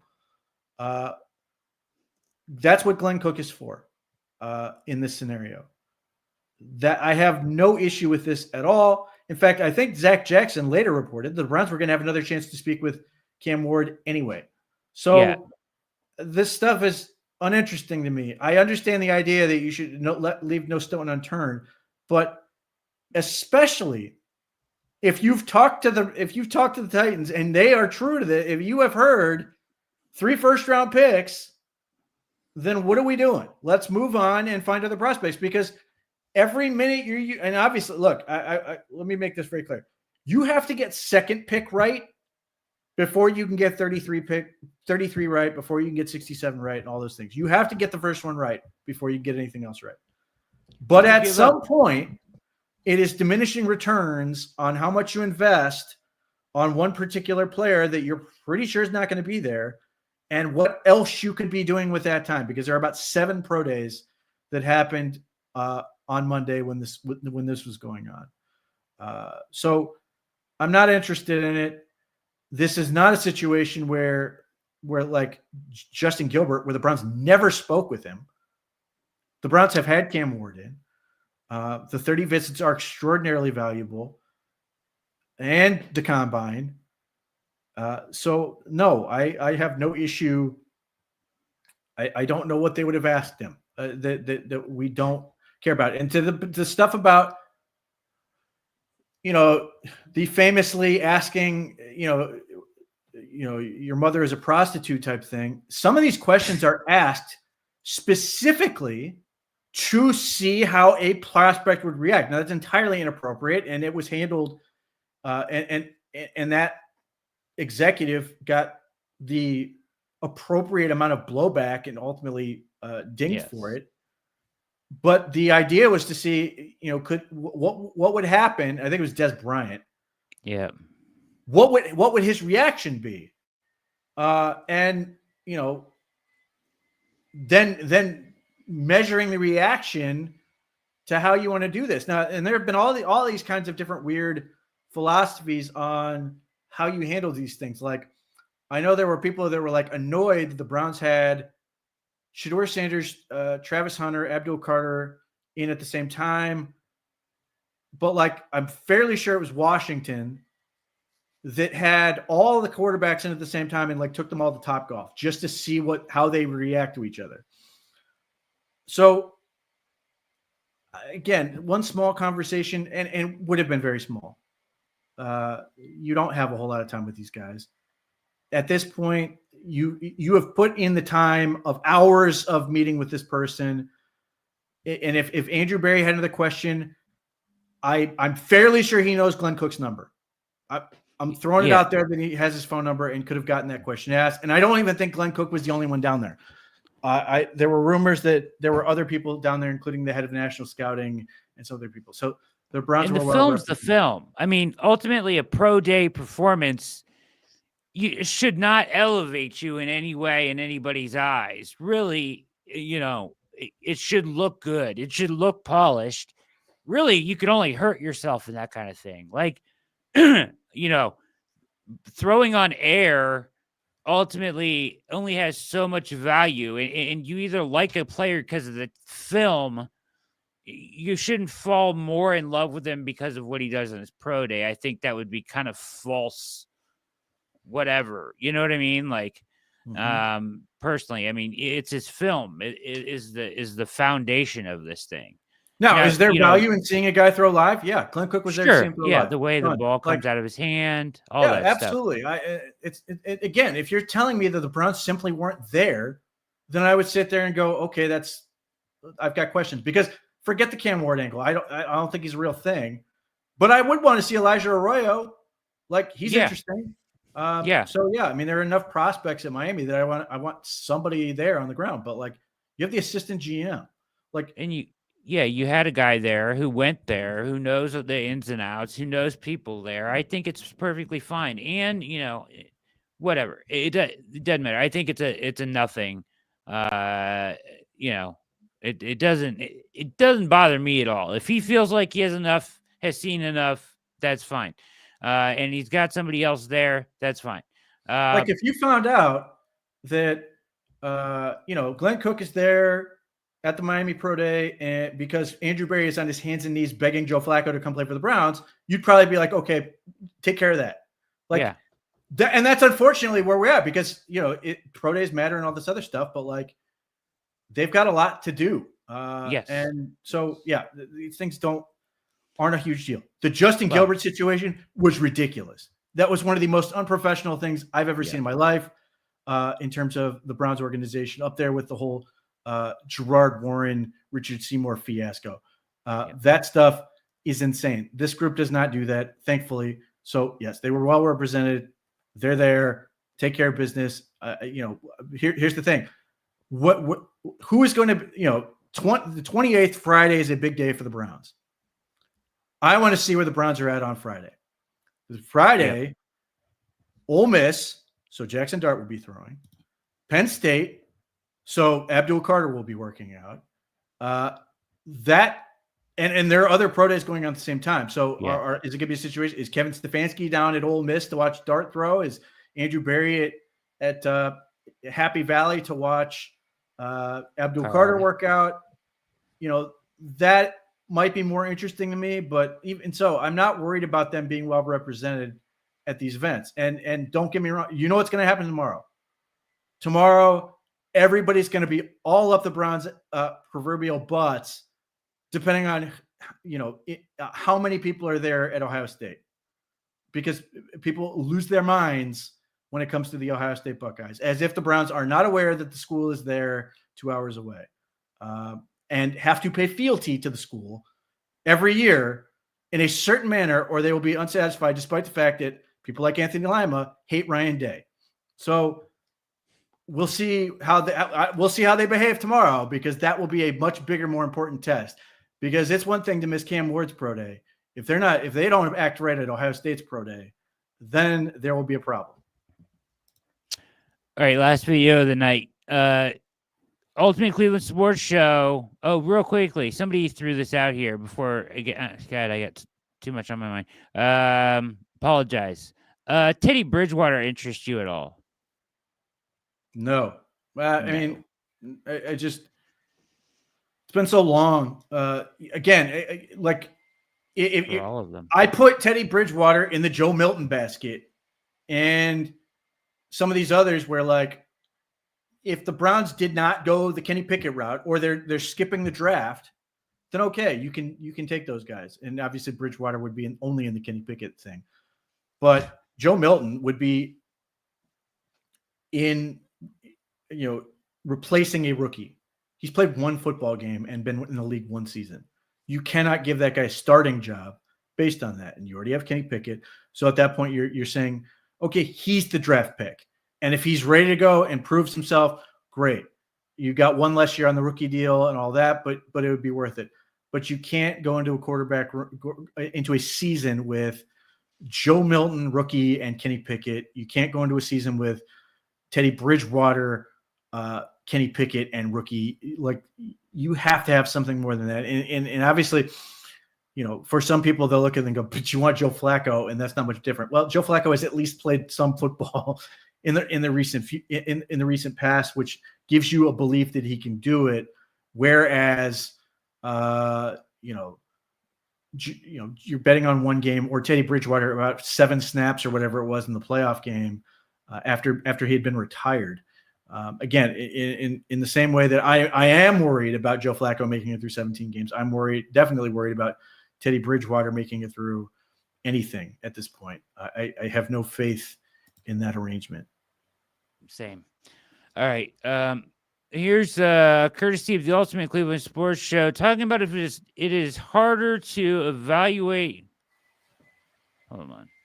Harder to evaluate quarterbacks now or easier now? All right, moving on here, guys. First, a word from Living for We, our new sponsor of the Ultimate Cleveland Sports Show. What happens when I column this week? Touch on a number of different topics, but one statement, and it was a throwaway statement in one of her answers, caught my eye, and I figured it'd be a great discussion for us to have today. While answering a question about how the Browns have found themselves in this quarterback situation, Mary Kay wrote, and I quote, "It's easier to project quarterbacks into the NFL now than it was 10 years ago because the college concepts have trickled up," end quote. That was the end of her answer to the question. When you look at the numbers of quarterbacks drafted in the first round and their retention rate by the same team that drafted them getting a second contract, over the last 10 drafts, it's under 50%. Jason, what was I'll it start before with you. that, though, Mike? Do you know what it was the 10 years before Yeah, that? I don't, but I'll look it up while you guys are answering. Yeah, because we'd have to have that Right. information to establish it. Because that may sound low, but maybe it was 30% before that. Right. Less Fair than enough. 50% Her is still premise, and it's not It is hers. still bad, I've yeah. heard this same premise being repeated across the league for the last 3 years. So her premise is actually on point. So let me just ask the question, then I'll look that up. Yeah. Do you guys believe and agree with Mary Kay that it's easier to evaluate quarterbacks now than it was, we'll use a decade as a reference point, I'll just be 10 back in seconds. 23? She's right. It's easier. However, the sub-headline should have read, "It's still by far the most difficult position in all of sports to project." I still think that. But it is easier. It may be easier. I don't know that I buy that it's significantly easier, but yes. The concepts trickling up is But absolutely true. here's what's though. different in the other way. Okay. Is that there's more pressure on teams to draft a quarterback. So even if a team is like, I don't know about this guy, there's pressure on them to draft him, especially because it's not as punitive if you do, because you're not paying them what they used to. So if you screw up, you can go draft a quarterback again next year Right. if it's that bad. So while Do maybe you think it's still to me the hardest position to project? I There are still- more variables Yes. to success at quarterback than and anyone else. some of the most important things I think get overlooked, like how smart a guy is, how you his perform under ability to pressure. read. Yeah. Like what's in his heart? Yeah. Is he live, eat, breathe, sleep football? Or is this just a job for him? These things all matter. And it's so hard to get that answer in the limited amount of Yes. time that these guys get to spend. And I'll go back to when I wrote the book after the Cavs championship. I know it's a different sport, but stick with me for 10 seconds. I was talking to David Griffin, and he was blunt in his assessment of Anthony Bennett. And he said as soon as it was hard, he was out. And I was the one on campus at UNLV, and I didn't, we didn't know. We didn't know that until we had him here. And I wonder if 10 years from now, because of NIL, we'll have a better idea of how to evaluate. Because how does a guy react when you give him the money? Yeah. Well, now we know that. And you'll have a better feel. I don't know if NIL's been around long enough, and who knows what NIL will look like 10 years from now. but you don't know how these guys are going to react. If at 22 years old, I give each of you $5 million, which one of you is going to buy one house, one car, find a financial advisor you can trust and invest it, and which one of you is going to go out and buy hookers and blow? And how do you know that? How do you know? You don't know. You don't know. Jake Crawford's totally on the second one. I was thinking about this driving in of whether or not I should mention this name with you two savages sitting on either side of me, but I'm just going to throw the raw meat on the table and let you chew. I saw clips all weekend of Baker Mayfield on social media talking about like hitting rock bottom, talking about his faith. Guys, that is not the quarterback the Browns drafted. He has changed so much, and you don't know who the guy is you're bringing in, and you don't know who he's going to be 3, 4, 5, 6 years from now. That's the bigger part of it. Who at 22 is who they were or who at 25 is who they were at 22. And that's why, and you're talking about the most important position in sports, and you're talking about all the responsibilities that these guys have. Who is going to be willing to put in the work? Yep. Who is willing, who, because it's funny, like, who has the drive to be Tom Brady? And how do you know that in 45 minutes? Right. Yeah. You don't. And that's why, so I agree with part of what she's saying, but the other part, it's impossible to drill down on these guys and get all the information that you need until you get them into your building, and then it's too late. Because when the Browns got Johnny Manziel in and realized he didn't open the playbook ever. Now, the problem with it's Johnny too late. Manziel is he's the outlier. There were too many red flags for them to have missed. Yeah. You didn't need 45 minutes with him. Right. All you had to do is pay Agreed. attention to the media. But the point is, Yeah. All right. Thoughts on this? It's an interesting conversation, but for me, it strikes me that a lot of this, yes, personal stuff you can find out, but a lot of this is just doing your due diligence work behind the scenes and talking to the right people that you have some trust in around the country to make these evaluations when you're trying to identify somebody with red flags or whatever, this and that and the other. Is it easier now than before? I don't know. What do you think, Pete? I think Jake Crawford nailed it. It is easier for the reasons that make sense, in the sense that, 20 years ago, like take Tim Couch, he played in Hal Mummy's offense with Mike Leach and his assistant. And they went to the NFL where no one does that. If Tim Couch played now and crushed it in college like he did, the NFL would be more than happy to take him and let him do that. With quarterbacks who can run, there are more easily, there are easier things to sort of envision them doing that you can see them doing in the college level that you can plug them and have them do in the NFL.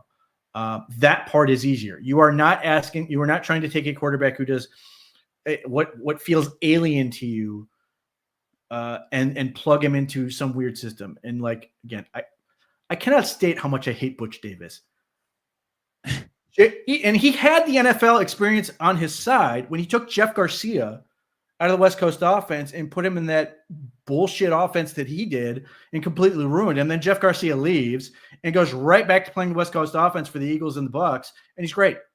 Like, that is where the NFL was, and now the NFL is more inclined to say, hey, this is what you were doing in college, or we are doing things that make sense relative to this, and we can translate. Now, the rest of that hasn't changed or has different dynamics, whether it's NIL, whether it's the amount of schools they've played at. That part is now more complicated. In some ways, it's potentially more informative because if the guy's played at 3 schools, you've got 3 different sets of people to ask how they were. That might provide you more insight. But certainly the testing and technology and stuff helps as well. Yes. But, if it was, and no one said this, but like, if it was easy, Jaden Daniels would be a Bear and they'd be crushing it, Oh, correct. Yeah, you're right. Drake May was great and, looks very promising, all these other things. It's incredibly difficult, but it is so much easier in terms of just being able to take offensive concepts and go, he's doing this. We can do this, or meeting him in the middle. I mean, this has been a thing for teams that have said, hey, we're going to, meet you in the middle and do things that you liked, that worked for you in college and those type of things. Now, the rest of it is difficult, more difficult in some ways, because the social media element has changed that aspect of it, where you are always visible. Brett Favre does not happen now. Like, he just doesn't, knowing what he was doing in the early 90s, that he's not in the NFL. He would have been run out of the league.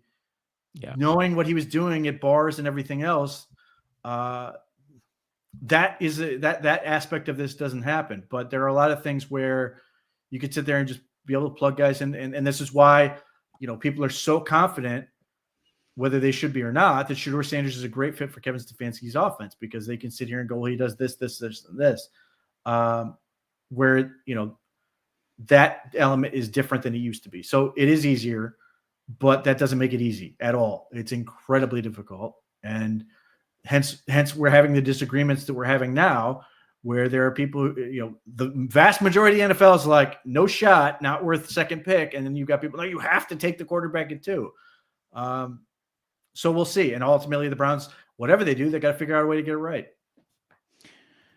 They could have helped us out a little bit with that, but here we sit.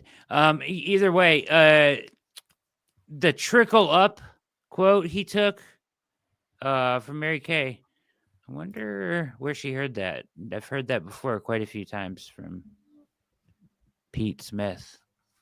I don't know about that particular terminology. I don't think I've used, but yeah, I mean, innovation starts at high school. I mean, if we're talking about the quarterback or just football, yeah, not trickle. Obviously, innovation works its way up, but like you look at the amount of athletes that go from high school, they start as crappy freshmen, or maybe they're pretty good, and they end up as very good seniors. Then they have to start at the bottom again, work their way up, and then each time they do this, it's that much more difficult. You get to the NFL, it's even harder than it was to make that third climb up the totem pole, and you can lose. At some point you just decide, man, this is too much for me. As he mentioned with Anthony Bennett, that is absolutely a thing. That's one more variable. It's super difficult. So we'll see what they do. I mean, we've got a good idea of who they like. It's a question of how do they get there? Yeah. All right. This has been the React on the OBR streaming network. Garage Beers is up next. They've got a fantastic show planned for you. Any parting words, Pete, before we get out of here? Yeah, I mean, stay tuned, because you got to see what they're going to do. So you're going to want to see what the OBR reporting comes up with in terms of where the Browns are going to obviously pivot from here. And then obviously we're a month to the draft. That's going to be a huge deal in terms of that stuff. And obviously the pacing of the free agency and everything is sort of playing into this, but like there's a lot that still has to happen. And normally, in many past years, we've already had so many of the answers ready to go. This year we don't. So that intrigue, you're going to want to know what's really going on behind the scenes. So what makes sense to not only stay tuned to the OBR, but subscribe to the OBR. Get over to theobr.com. The link is in the description below. Thank you for hanging out with us tonight. Good turnout for sure. Appreciate you always in the chat, and your contribution to the show is always appreciated. Hit like and subscribe on your way out. For Pete Smith, excuse me, my name is Brad Ward. Have a wonderful evening. Or try to. We are out.